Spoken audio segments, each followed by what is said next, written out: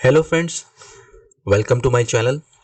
सो आज का जो ये वीडियो है इसमें मैं आपको बताने वाला हूँ ऑप्शंस चेन एनालिसिस के बारे में। अ, जो भी ऑप्शन सेलर हैं या ऑप्शंस बायर हैं, ठीक है, उनके लिए ऑप्शंस चेन को समझना बहुत ज़रूरी है। क्योंकि उसमें ऐसी बहुत सारी इंफॉर्मेशन आपको मिलती हैं जिसके बेसिस पे आप अपना एक व्यू फॉर्म कर सकते हैं। ये पता कर सकते हैं कि आज का दिन सपोर्ट कहाँ रहेगा या रेजिस्टेंस क्या हो सकता है या मार्केट किस डायरेक्शन में जा सकता है। ठीक है, और एक बार आपको ये व्यू मिल गया तो उसके बेसिस पे आप कुछ अपने जो स्ट्रेटजीज हैं वो एग्जीक्यूट कर सकते हैं।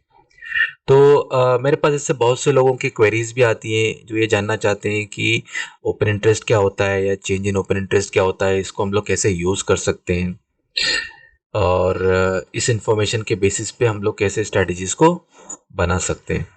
तो ये वीडियो में मैं आपको सब चीज़ें बताऊंगा।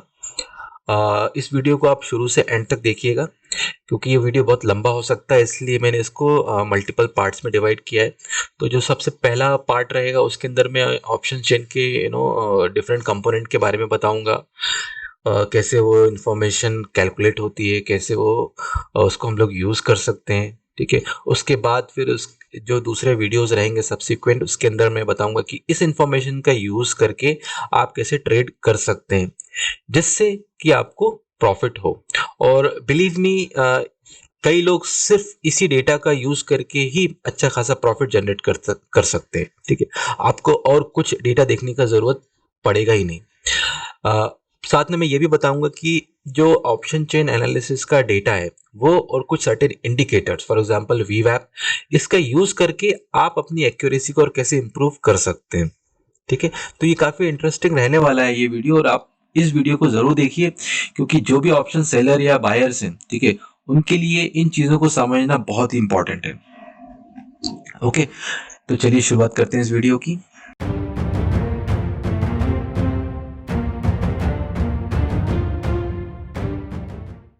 ये मैंने एनएससी इंडिया का वेबसाइट ओपन किया है और मुझे यहाँ पे बैंक निफ्टी का ऑप्शन चेन देखना है, तो मैं यहाँ पे बैंक निफ्टी टाइप करता हूँ।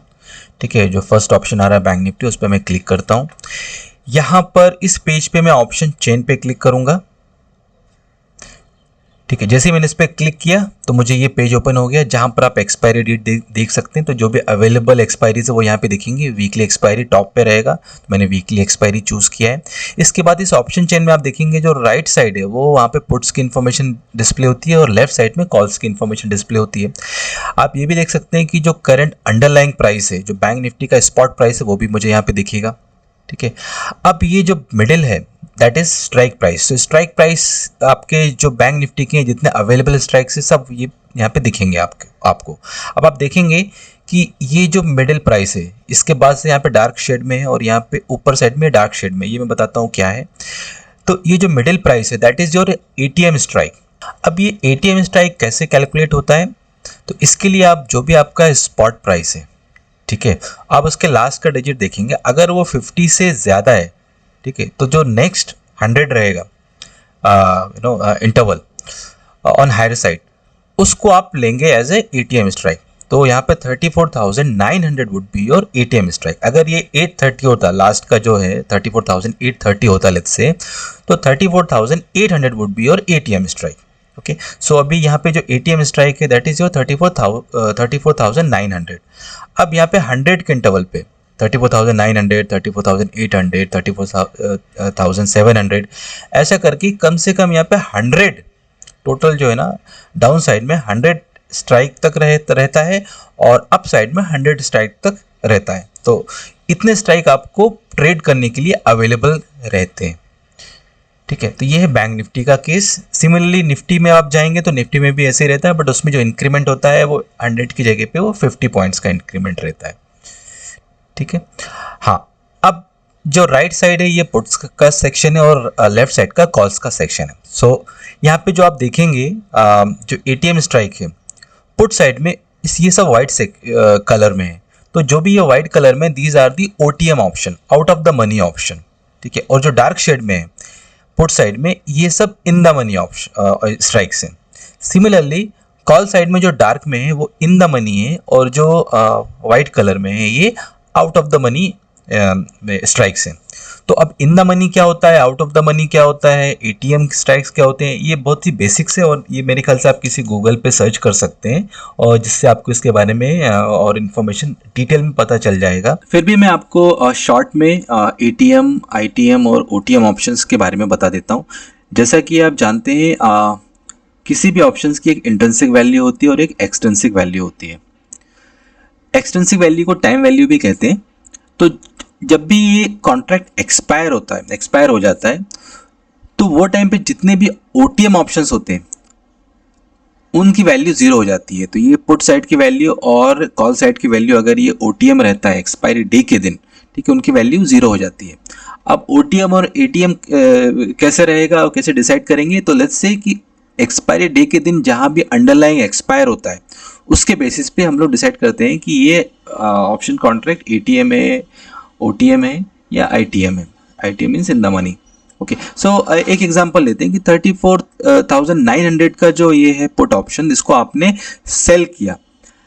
जब आपने इसको सेल किया और अगर ये इसमें डाउन मूव आता है ऊपर की तरफ, डाउन मूव मतलब कि इसकी वैल्यू अंडरलाइन की कम होती जा रही है, ठीक है, और वो डाउन मूव आया और जो आपका एटीएम जो आपका अंडरलाइन है वो 34,850 यहाँ पे एक्सपायर हो गया, तो आपका जो 34,900 है वो हो गया एटीएम, सॉरी वो हो गया इन द मनी, और जो 34,800 है वो हो जाएगा ओटीएम, ठीक है, और तो इसकी वैल्यू हो जाएगी जीरो। तो जो 34,500 उसकी वैल्यू क्या रहेगी, तो इसके लिए हम जो अंडरलाइंग प्राइस है उसका और इसका डिफरेंस देखेंगे। तो इसका डिफरेंस क्या रहेगा 50, क्योंकि जो अंडरलाइंग है वो 34,850 पे एक्सपायर हुआ है, तो इसकी प्राइस समवेयर अराउंड 50 रुपीज रहेगा। सिमिलरली यही जो रूल है ये कॉल साइड भी एप्लीकेबल होता है, ठीक है। तो आप और भी गूगल पे सर्च कर सकते हैं, यूट्यूब की वीडियोस देख सकते हैं, just to get know more about the in the money, out of the money and ATM option. तो अब हम इस ऑप्शन चेन को समझते हैं, ठीक। तो मिडिल प्राइस जैसे कि मैंने बताया ये स्ट्राइक प्राइस। यहाँ पर आप देखेंगे जो सबसे पहला कॉलम है ये है ओपन इंटरेस्ट का, उसके बाद चेंज इन ओआई और वॉल्यूम। तो जो आपका फोकस रहने वाला है, जो इस वीडियो में मैं आपको एक्सप्लेन करने वाला हूँ, वो मैं इन 3 कॉलम्स के बारे में आपको बताऊंगा, ठीक है, specially open interest and change in OI, ठीक है, ये बहुत ही इंपॉर्टेंट है। और इसके बेसिस पे इसको अगर आपने अच्छे से एनालाइज कर दिया देन बिलीव में आपको बाकी और भी कुछ इंडिकेटर देखने की ज़रूरत ही नहीं पड़ेगी, ठीक है। चलिए फिर सबसे पहले मैं बताता हूँ कि ओपन इंटरेस्ट क्या होता है। इसको हम एक एग्जाम्पल के तरह समझते हैं, ठीक है। सो सबसे पहली चीज़ कि ऑप्शंस कॉन्ट्रैक्ट क्या होता है। तो ऑप्शंस कॉन्ट्रैक्ट क्या होता है कि उसकी सर्टेन प्रॉपर्टीज़ होती है जिसको कोई भी ट्रेडर उसको या तो सेल कर सकता है या उसको बाय कर सकता है। तो अब कोई भी जो ऑप्शंस कॉन्ट्रैक्ट रहता है उसकी क्या क्या प्रॉपर्टी होती है कि पहले वो किस अंडरलाइंग पे बेस्ड है। तो अगर मैं बैंक निफ्टी लेता हूं तो मेरा अंडरलाइंग रहेगा निफ्टी बैंक, ठीक है, और हर एक ऑप्शंस का ऑप्शंस कॉन्ट्रैक्ट एक स्ट्राइक पे बेस्ड होता है। तो अगर लेट्स से मैंने ऑप्शन चेन में लिया 34,500 एग्जाम्पल, तो 34,000 is the strike and option type, तो ये कॉल है या put, let's say it's a put, ठीक है, पुट ऑप्शन। और एक्सपायरी क्या है, एक्सपायरी 30 दिसंबर 2021, ठीक है। This is my options contract. तो ऑप्शंस कॉन्ट्रैक्ट में ये रहना बताना जरूरी होता है कि वो किस अंडरलाइन पे बेस्ड है, फर्स्ट थिंग, उसका स्ट्राइक क्या है, उसका ऑप्शन टाइप क्या है, उसका एक्सपायरी क्या है। आप इसको समझ सकते हो कि ये लीगल डॉक्यूमेंट, ये कॉन्ट्रैक्ट हो गया, ठीक है, उसका ये स्पेसिफिकेशन है। ओके, तो ये हो गया ऑप्शंस कॉन्ट्रैक्ट और उसका स्पेसिफिकेशन। अब मान के चलिए कि मेरा एक नया एक्सपायरी स्टार्ट हो रहा है और वो एक्सपायरी स्टार्ट हो रहा है, तो मैं एक ऑप्शन चेन बिल्ड करता हूँ जहाँ पर ये जितने भी वैल्यूज़ हैं वो सब जीरो रहेंगे, क्योंकि अभी तक कोई ट्रेड हुआ नहीं। अब हम इसको स्टार्ट से देखेंगे कि कैसे है ना ओआई और चेंज इन ओआई और वॉल्यूम कैलकुलेट करते हैं, जिससे आपको इसके बारे में पता चलेगा। तो मान के चलिए कि अभी जो अंडरलाइंग प्राइस है वो क्या है 34,857। इसको मैं यहाँ पे कॉपी कर लेता हूँ like this. Expiry would be 30 December 2021 1 and आज का डेट, ठीक है, क्योंकि मैं संडे को रिकॉर्डिंग कर रहा हूँ तो मैं वर्किंग डे लेता हूँ कि लेट्स से ये इंट्रोड्यूस हुआ है 24th को, 24th ऑफ दिसंबर 2021। ओके, और जैसा कि मैंने बताया है कि एटीएम स्ट्राइक से 100 पॉइंट अप 100 पॉइंट डाउन जो टोटल स्ट्राइक्स होता है वो ट्रेडिंग के लिए अवेलेबल रहता है, लेकिन मैं सिर्फ 10 स्ट्राइक ही अभी यहाँ पे चूज करता हूँ या 5 लेता हूँ just to make it simple. तो यहाँ पे एटीएम स्ट्राइक क्या रहेगा, 34,900, ठीक है। तो इससे 5 पॉइंट अप, तो जो बैंक निफ्टी में 100 पॉइंट का डिफरेंस होता है हर एक स्ट्राइक के बीच में, तो 34,800 पहला हो गया। इसको मैंने 5 स्ट्राइक्स अप ले लिया, sorry 5 strike down and 5 strike up, इसको मैं बोल्ड कर देता हूँ। Just make sure this is my ATM strike, ये मेरा एटीएम स्ट्राइक हो गया। ओके, अब क्या हुआ, लेट्स से सेलर ए आए, उन्होंने बोला कि मुझे निफ्टी बैंक का, ठीक है, निफ्टी बैंक का जो स्ट्राइक है सपोज 34,500, तो उनको क्या लग रहा है, इन्होंने अपना कुछ एनालिसिस किया है, सॉफ्टवेयर यूज़ किया है, इनको कहीं न्यूज़ मालूम चला, इनको ये लग रहा है कि जो निफ्टी है बैंक निफ्टी है वो 34,500 के पास नहीं आएगा, इसमें एक ये ऊपर जाने वाला है, ठीक है, इसमें अप मूवमेंट आएगा, ठीक है। ये इनका एनालिसिस था। इस एनालिसिस के बेसिस पे इन्होंने 34,500 का जो स्ट्राइक का पुट साइड का ऑप्शन सेल किया। तो इन्होंने क्या बोला कि जो मेरा कॉन्ट्रैक्ट है वो क्या है, निफ्टी बैंक 34,500 का strike with option type P having expiring on 30 दिसंबर 21, ठीक है। Now this is your symbol, आप देखते होंगे जीराधा की वेबसाइट या कहीं और वेबसाइट पे, तो ये आपको सिंबल दिखता है। तो इसका यूजली ये फॉर्मेट फॉलो होता है, थोड़े बहुत वेरिएशंस हो सकते हैं, may not be exactly the same. Okay, तो इन्होंने क्या बोला कि मुझे ये सेल करना है। अभी आप देखेंगे यहाँ पे कोई भी बायर है नहीं आपके अगेंस्ट में जो इसको खरीद सके, तो सेलर ये क्या बोलेगा कि मेरा जो ऑर्डर टाइप है, ठीक है, वो मेरा लिमिट प्राइस पे मैं इसको दे रहा हूँ, लिमिट, और जो लिमिट प्राइस है वो उसने सेट किया लेट्स से 200। अब ऑप्शंस प्राइस कैलकुलेशन का एक अलग ही फॉर्मूला है, हम उसमें डिटेल में नहीं जाएंगे, वो थोड़ा कॉम्प्लेक्स हो जाएगा, बट लेट्स से कि उसने 200 पे इसकी प्राइस डाल दिया सेल करने के लिए, ठीक है। और जो ट्रांजैक्शन टाइप है तो वो क्या कर रहा है, सेल कर रहा है, तो transaction type is sale and quantity is 1, ठीक है। ये इन्होंने लिमिट ऑर्डर डाल दिया और करके बैठ गए। अभी एक मिस्टर बायर बी आते हैं, ठीक है। अब मिस्टर बायर बी को क्या लग रहा है कि नहीं, मुझे लग रहा है कि मार्केट नीचे जाएगा, तो नीचे जाएगा और तेजी से नीचे जाएगा, तो it would be better if I buy contract for strike 34,500। तो ये क्या करेंगे कि सेम जो कॉन्ट्रैक्ट है, ठीक है, इसको मार्केट प्राइस पे, ठीक है, ये बाय करेंगे। हाँ, इससे पहले मैं आपको बता दूं कि सेलर ने अपना ऑर्डर डाल के रखा है लिमिट प्राइस पे, लेकिन अभी तक कोई ट्रांजैक्शन हुआ नहीं है, ठीक है।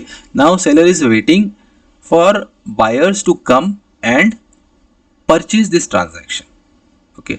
तो अब ये बायर आया, इसने मार्केट प्राइस पे डाला सेम कॉन्ट्रैक्ट, तो 200 के प्राइस पे ये इसने बाय ऑर्डर डाला 1 क्वांटिटी का, ठीक है। तो क्या हुआ कि दोनों का प्राइस मैच हुआ और एक ट्रांजैक्शन हो गया। तो अब क्या हुआ कि ये जो कॉन्ट्रैक्ट, क्योंकि ये सिंगल कॉन्ट्रैक्ट है, अब ये एक ओपन हो गया मार्केट में, ठीक है, 34,500, तो ओपन इंटरेस्ट क्या हो गया 1, क्योंकि एक कॉन्ट्रैक्ट ओपन हुआ है, ठीक है, एंड वॉल्यूम 1, क्योंकि एक कॉन्ट्रैक्ट इसका एक कॉन्ट्रैक्ट का ट्रांजैक्शन हुआ, and change in open interest 1, क्योंकि एक कॉन्ट्रैक्ट यहाँ पे ऐड हुआ है। ओके, नाउ ये मेरा व्यू था। अब क्या हुआ कि दूसरा सेलर सी ये आता है और इसने क्या बोला, मुझे निफ्टी बैंक का जो 34,800 है, ठीक है, ये मुझे सेल करना है, 34,800 पुट एंड 30 दिसंबर 21। तो अब इसके केस में कोई बायर नहीं है, तो ये क्या करेगा, लिमिट प्राइस डालेगा और 250 का इसने प्राइस डाला, सेल, एंड थ्री क्वांटिटी इसने सेल के लिए डाल दिया। अभी मिस्टर बायर डी आते हैं, सेम कॉन्ट्रैक्ट, ठीक है, लेकिन इनको दो क्वांटिटी खरीदना है, ठीक है, तो उन्होंने मार्केट प्राइस डाला और बाय किया दो क्वांटिटी को। तो अब क्या हुआ, कितने क्वांटिटी, तो ये कितने इसके कॉन्ट्रैक्ट ट्रांजैक्ट हुए, दो कॉन्ट्रैक्ट। तो ओपन इंटरेस्ट जो यहां पे रहेगा, ये रहेगा दो का, ठीक है, और volume would be 2 and change in OI 2, क्योंकि दो एडिशनल कॉन्ट्रैक्ट यहां पे ऐड हुए हैं, तो चेंज इन ओआई 2 हो गया। कोई भी कॉन्ट्रैक्ट जो रहता है उसके साथ हमेशा एक बायर और एक सेलर रहते ही रहता है, ठीक है, तभी ये कॉन्ट्रैक्ट जाके ओपन होता है, ठीक है, एक बायर उसको बेचेगा और सेलर खरीदेगा, तब जाके वो कॉन्ट्रैक्ट मार्केट में ओपन होता है, ठीक है। सो दैट्स वाई इसको हम लोग बोलते हैं ओपन इंटरेस्ट इज 1। अब क्या हुआ अब क्या हुआ, मार्केट में एक अपमूव आया। अब जब मार्केट में एक अपमूव आया तो जो पुट के प्राइसेस हैं वो रिड्यूस होंगे, क्योंकि मार्केट ऊपर जा रहा है। जब मार्केट ऊपर जा रहा है तो जो सेलर ए का व्यू था वो करेक्ट प्रूव हुआ। अब जब व्यू करेक्ट प्रूव हुआ तो इसको अपना पोजीशन स्क्वायर ऑफ करना है, क्योंकि इसमें इसको प्रॉफिट हो रहा है और उसको अभी प्रॉफिट बुक करना है। प्रॉफिट बुक करने के लिए उसको अपना पोजीशन, अगर उसने सेल किया है, क्योंकि इसने इसको सेल किया है, तो उसको वापस बाय करना पड़ेगा, ठीक है। अब अगर इसको बाय करना है, ठीक है, तो या तो जो बायर ऑलरेडी है, या तो उसको सेल करे तभी इसको बाय कर सकता है, ठीक है, या फिर कोई और दूसरा सेलर मार्केट में आ जाए जो इस कॉन्ट्रैक्ट को सेल करना चाहे, ठीक है। तो अभी एक नया सेलर आ गया जिसका नाम है सेलर ई।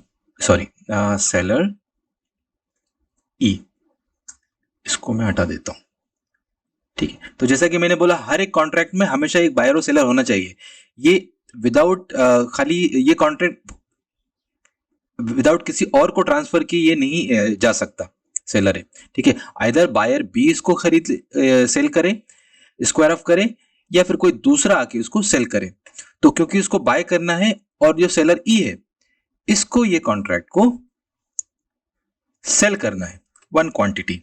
तो इस केस में क्या हो जाएगा, इसने उसको लेट्स से 158 रुपीस पे इसको बुक कर लिया और इसने 158 रुपीस पे सेल कर दिया। ये दोनों का ट्रांजैक्शन हो गया, ठीक है। तो क्या हुआ, ये कॉन्ट्रैक्ट अभी भी ओपन ही है, उसका एक बायर भी है और सेलर भी है, और ये भाई साहब यहां से निकल गए अपना प्रॉफिट बुक करके, ठीक है। तो इफेक्टिवली मार्केट में change in open interest same रहेगा, ठीक है। ओपन इंटरेस्ट में कोई चेंज नहीं आया है, सेम ही है, ठीक है। लेकिन जो वॉल्यूम है वो वॉल्यूम इंक्रीज हो गया, क्योंकि एक उसके ऊपर ट्रांजैक्शन हुआ है, ठीक है। तो वॉल्यूम 1 से 2 हो गया। चेंज इन ओआई में भी कोई चेंज नहीं आया, सेम कॉन्ट्रैक्ट है, ठीक है। अब क्या हुआ कि जो बायर बी, इसको मैं हाईलाइट कर देता हूं कि यहां से ये निकल गया है, ठीक है, और सेलर ई को मैं इसके नीचे लेता हूं। कॉन्ट्रैक्ट सेम है, ठीक है। अब सेलर ई और सेलर बी यहां पर। अब क्या हुआ, मार्केट में जबरदस्त डाउन मूव आया, ठीक है। डाउन मूव आया तो इसकी जो प्राइसेस हैं, इसने कितने पे 158 पे इसको सेल किया था, ठीक है। तो जब डाउन मूव आया तो इसके प्राइसेस बढ़ना चालू हो गए, तो जो बायर भी है उसको अच्छा खासा प्रॉफिट हुआ, क्योंकि उसने 200 पे बाय किया था और अभी इसका प्राइस पहुंच गया 300 पे। अब इसको स्क्वायर ऑफ करना है। अब अगर बायर को स्क्वायर ऑफ करना है मतलब इसको सेल करना पड़ेगा, उसके अपोजिट में इसको कोई दूसरा बायर चाहिए। लेकिन उसी टाइम पे क्या हुआ, जो सेलर ई है उसको लगा यार ये मार्केट तो डाउन जा रहा है, अभी और भी डाउन जा सकता है, मुझे भी इस पोजीशन से बाहर निकलना है। तो बायर ने अपना एक लिमिट ऑर्डर डाल के रखा 300 का, और इसने क्या बोला कि नहीं अभी तो मुझे जो भी प्राइस मिले बाहर निकल ही जाना है। तो इसने मार्केट प्राइस डाला 300 पे, दोनों का ट्रांजेक्शन हुआ तो ये दोनों स्क्वायर ऑफ हो गए, दोनों के पोजीशन क्लोज हो गए। जब पोजीशन क्लोज हो गए तो अब ये कॉन्ट्रैक्ट जो है ना अब एग्जिस्ट ही नहीं करता है, क्योंकि ये कॉन्ट्रैक्ट भी क्लोज हो गया, इसके दोनों बायर्स एंड सेलर्स ने अपनी पोजीशन क्लोज कर दी। तो जो ओपन इंटरेस्ट है अब इसका एक ओपन इंटरेस्ट रिड्यूस हो गया तो 1 और चेंज इन OI इज -1 क्योंकि एक जो ओपन इंटरेस्ट है वो कम हो गया है। और वॉल्यूम वुड बी, सॉरी ये मैंने रॉन्ग जगह पे कर दिया, यहाँ पे ये 0 हो जाएगा, change in OI -1 and volume would be 3। जैसे मैंने बोला है कि वॉल्यूम हमेशा इंक्रीज होता है, वॉल्यूम वुड बी 3। तो इस तरह से ओपन इंटरेस्ट कैलकुलेट होता है। आई होप ये आपको क्लियर हो गया होगा। अब हम NSE की वेबसाइट पे वापस जाते हैं और यहाँ पे बताते हैं। तो आपने जैसे देखा कि यहाँ पर OI और चेंज इन ओपन इंटरेस्ट जो वैल्यू शो कर रहे हैं, ठीक है। कहीं पर आप देखेंगे जैसे आप ATM ऑप्शन के पास आते हैं तो यहाँ पर आपको ओपन चेंज इन OI और ओपन इंटरेस्ट का जो नंबर है वो आपको ज़्यादा दिखता है यूजली, और किसी स्पेसिफिक स्ट्राइक पे आपको और ज़्यादा वैल्यू उसकी दिखेगी। अब उसका क्या सिग्निफिकेंस है वो मैं आपको नेक्स्ट वीडियो में बताऊंगा, and that is very important, वो समझना बहुत ज़रूरी है। और दूसरा यहाँ पे जो OI दिखाता है या चेंज इन OI बताता है, ये नंबर्स हमेशा क्वांटिटी में आते हैं। तो जैसा कि मैंने यहाँ पे बताया आपको, तो जितना ओपन इंटरेस्ट ओपन होता है, ठीक है, वही क्वांटिटी ये यहाँ पे दिखाता है। बट जो वॉल्यूम रहता है वो हमेशा लॉट से मल्टीप्लाई होके आता है, ठीक है। अगर let's say volume bank Nifty का अभी 5 है फॉर एग्जांपल, तो 5 मल्टीप्लाइड बाई 25, तो 125 उसका ये वॉल्यूम बताएगा, ठीक है। तो कई बार कई लोग देखते हैं कि OI तो इतना कम बता रहा है लेकिन वॉल्यूम इतना ज़्यादा क्यों बता रहा है, तो आप इस बात को ध्यान में रखिए। ओके, सो इस वीडियो में इतना ही। नेक्स्ट वीडियो मैं जल्दी पब्लिश करता हूँ और उसमें बहुत ही इंटरेस्टिंग चीज़ मैं आपको बताऊँगा कि इस OI का डेटा यूज़ करके कैसे आप अपना व्यू फॉर्म कर सकते हैं और उसके बेसिस पे आप कैसे स्ट्रेटजीज़ को एग्जीक्यूट कर सकते हैं, ठीक है। इसका एक्यूरेसी मैक्सिमम टाइम पे बहुत अच्छा रहता है अगर खाली आप ओपन इंटरेस्ट और चेंज इन OI डेटा को लेकर ही ट्रेड करें तो। इसके अलावा 1-2 इंडिकेटर्स और हैं जो बेसिकली आपको सपोर्ट करेंगे आपकी एक्यूरेसी को और बढ़ाने के लिए। तो होपफुली ये वीडियो आपको पसंद आया होगा। अगर आपको वीडियो पसंद आया है तो इसको लाइक कीजिए, सब्सक्राइब कीजिए। मैंने अपना ट्विटर हैंडल भी डिस्क्रिप्शन बॉक्स में मेंशन किया, आप मुझे फॉलो भी कर सकते हैं। Okay, see you in the next video.